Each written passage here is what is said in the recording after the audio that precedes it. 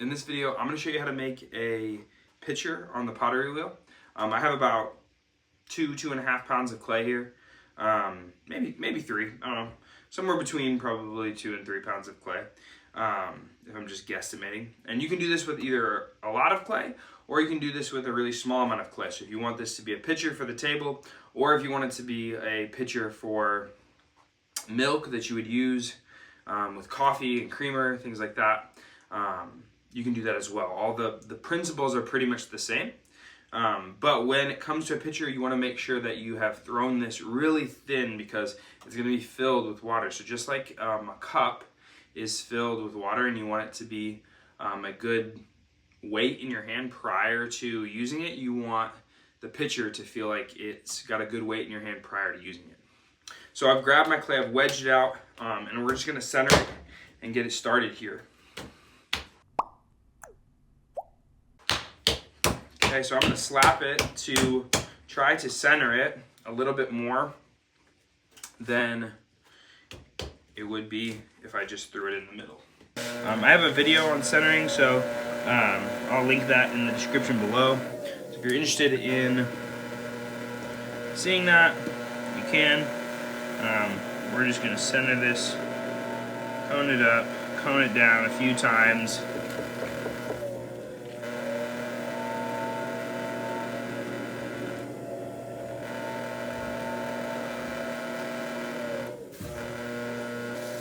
Okay.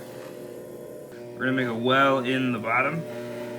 So I'm just going to feel for the middle, and then I'm going to press my fingers down and follow in. I like to use my thumb and my middle finger together.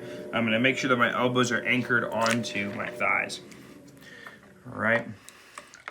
And then what I'm going to do, because for the pitcher, I'm not going to throw I'm not going to trim a foot in it, because the top is going to be uneven. I'm going to go down pretty close to the bottom, like I'm going to leave about 1/4 of an inch. I'm going to take my needle tool, I'm going to press it all the way down, then I'm going to slide my finger beside it and pull out. And that's how much clay I have at the bottom. So right there. And that's a pretty good amount. Like, I don't want to have it too thin, but I definitely don't want it to be too thick. Because remember that I don't want to cut the bottom off when I go to cut it off.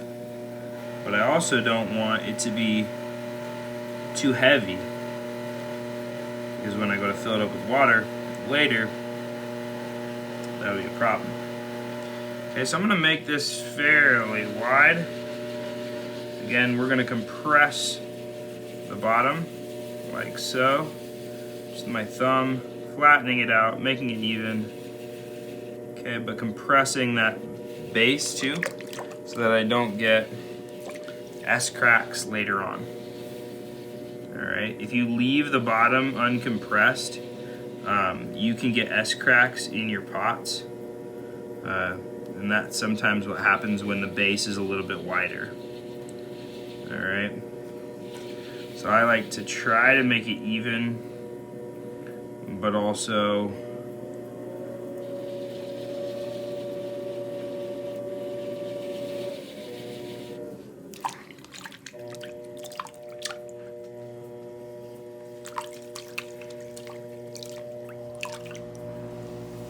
try to make it solid. So now we're going to do a pull, and what I'm going to do is I'm going to press the wall back in. Right, and we're just going to do a regular pull. So all shapes in pottery start from a cylinder, so we're going to do the pull. And remember that we're just lifting the bead all the way up, okay? And what I'm going to do is I'm going to leave a little bit of clay up here at the top, a little chunk at the top, because I know that later when I go to pull the spout, I want a little chunk of clay that I can work with. If it's too thin at the top, I can't stretch it very much. It wants to tear. So I might have left like a little too much, but we'll see. Okay, so remember that again, you always start with a cylinder. So we're gonna try and throw as much of the piece as possible right now. Okay, and again, I'm leaving quite a bit at the top here. Now as I go to stretch it out, I will lose some of this clay, some of the height at least. Okay, so at this point, I have to lift my elbow.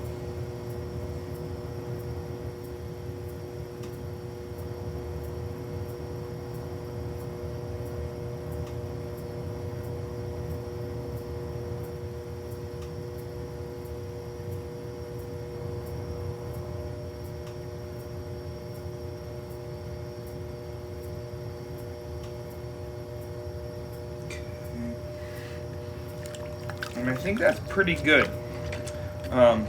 This looks like a fairly large pot right now, but it's going to shrink pretty considerably when we put it in the kiln, or when I put it in the kiln.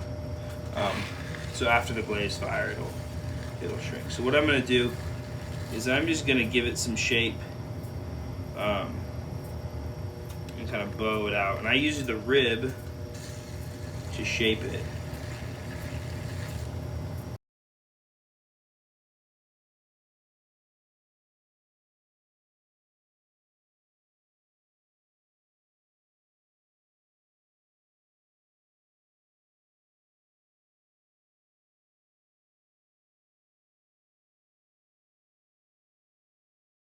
Now, we're ready for the next part, right? It's a little bit wider at the top, comes in slightly here, and we're ready for the next step. And for this, what we're gonna do is we're going to make the spout. And so I'm gonna pull this just kind of like I would for a handle. I'm gonna pull the top of this. Pick the side that I wanna use. So it's gonna be somewhere like right in here. I'm gonna get my hand wet. And then I'm just gonna start to pull it up. Okay, and I'm gonna work all along the place where I want the pouring edge to be. And all I'm doing is I'm giving it a little bit more height and I'm thinning it out. Because remember, when you're pouring something, that's what they say, is that you want a sharp edge. That sharp edge is what's gonna cut the water. So now I have this spout, right? But it won't pour super well right now. So what I'm gonna do is, again, get my hands wet, and I'm gonna take one hand here, and I'm just going to flatten it and curve it slightly like that. Okay, and we can press this back in if we need to, and that back in if we need to. Like clean up the water on the inside. Okay, so you can see down here at the base, we're not gonna trim this because obviously when you flip it over, this is gonna be uneven on the top. So we need to make something to kind of distinguish where the foot is. So kind of like a faux foot. What I do is I take my metal rib and I'll run it back up underneath just to lift the edge a little bit, just like that. And then take your sponge and run it right along the edge just to give it a little bump. And that gives a nice little edge. So that's the body of our pitcher done. And now we need to cut it off and put it aside. All right, and while we let that set up, we will make the handle for our pot here. So we're gonna cut this off. All that setting aside, what we're gonna do is we're gonna make the handle. And to make the handle, I've wedged out a small amount of clay. Right? I don't need a huge amount because I'm just making one. And I'm going to slap this into a cone shape. And we're gonna pull a handle. And for this, it's like a relatively big pot. So we're going to pull a relatively thicker handle. And so what I'll do is I'll pull, I have the water underneath so that it stretches, and I'll pull from one side, my hand this way, and then I'll change directions and I'll pull the other way. And all I'm trying to do is stretch it out, and I make sure that I'm pulling all the way through the whole handle. Okay, and what I'm trying to do is I'm trying to go from thick up here to thin down here. So I'm just changing the taper of the handle. Okay, and I'm trying to make it as even as I can. It's really hard to get it to be even on both sides. So once it's about the length that I want, I'm going to take my fingers and I'm going to pinch it in between these two fingers. And what that's going to do is it's going to flatten and round this edge. So that way, and then the other side. And it will also stretch it a little bit longer too. But, okay. And for this, I want it to be a little flatter. So I'm going to flatten it with my thumb, just to give it a little bit more thickness. Here. Okay, so that's a little too long. I'll flatten it. Okay. Okay, so we have our handle, right? And obviously it's way longer than it needs to be, but that's okay, because we can cut some off. And what we're going to do is we're going to just drape it over the edge of the table until it sets up. Okay, so when you're here and your pot is leather hard, you want to take a sponge over the surface. Right, so we waited, our pot is leather hard, force dried it a little bit. Right, so we're just going to take our sponge over the surface and smooth out some of the areas that kind of have some imperfections in them, and especially the bottom here. We want to make sure that we smooth the bottom out. I've taken my metal rib over it and just scraped it so that it's a little more clean. And I'm just going to take my sponge and smooth this area out until it looks really good. So now we're ready to put this on, and we want to make sure that we line it up to the spout, because if we're not across from the spout, that is a problem. And so what we're going to do is I'm just going to shape this to fit that space. Okay. And the trick here is that you want to make the handle look like it fits the pot. That to the side. And so then we're just going to prep the space that we want this to fit onto the pot.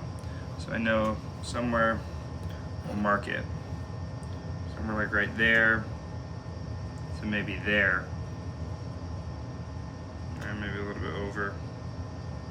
So what we're going to do now is we're going to take that area and we're just going to get it wet and we're going to score it.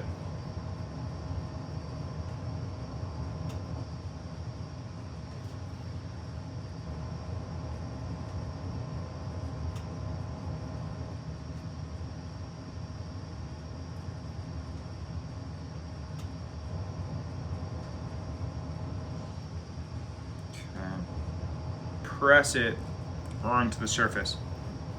Again, making sure that I've lined it up, and sometimes you just need to take a step back to make sure that you've lined it up. Okay, and so we're gonna press this in, and I want the handle to pop up. If it's too low, it will not want, like it won't pour correctly. And if it's too high, it'll look really weird.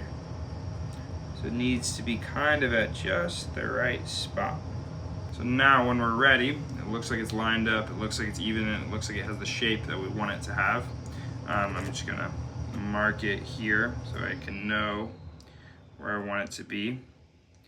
I'll cut it right down here. I'm just using my, my needle tool. You could use a knife if you wanted. And then we're gonna do the same thing. We're just gonna scoot it to the side, just like so.